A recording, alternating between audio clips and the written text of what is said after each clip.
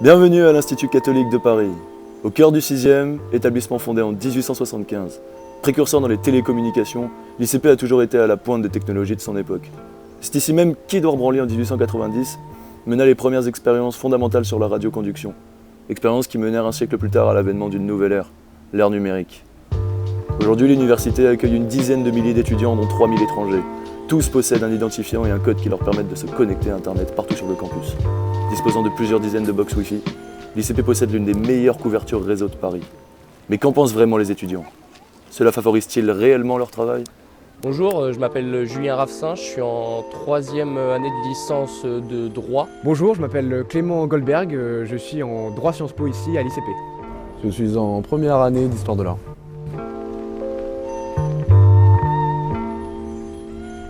Je me connecte à peu près 5 fois par jour, voilà.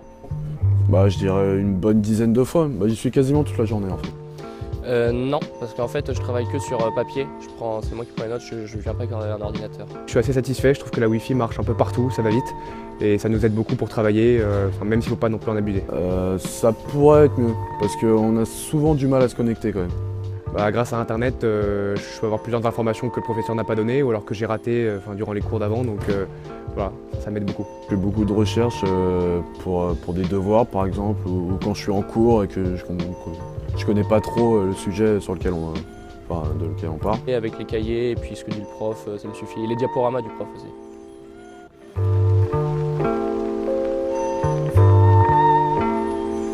Oui, je trouve que ça a pas mal changé les valeurs et surtout les relations humaines entre les élèves. Parce qu'il y en a beaucoup qui passent énormément de temps sur Facebook, les jeux et puis autres sites de shopping, Internet.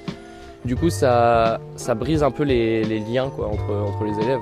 Alors d'un côté oui, parce que ça aide beaucoup les élèves à travailler comme ils le veulent, chez eux ou même parfois en cours, quand ils sont arrivés en retard ou alors que le professeur a oublié de donner quelques informations qu'ils ont ratées. Et en même temps, je trouve qu'en cours, beaucoup de gens font autre chose.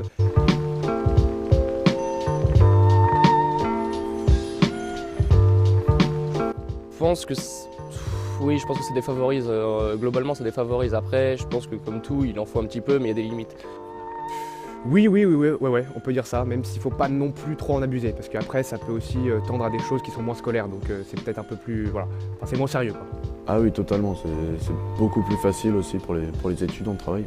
Je pense que c'est totalement indispensable pour ces recherches. Comme le disent eux-mêmes les étudiants, l'accès à Internet et le numérique sont omniprésents à l'ICP. Et vous, comment les utiliserez-vous? La force de l'université se résume en 2 mots, le choix et la confiance. La Cato Paris sur votre responsabilité.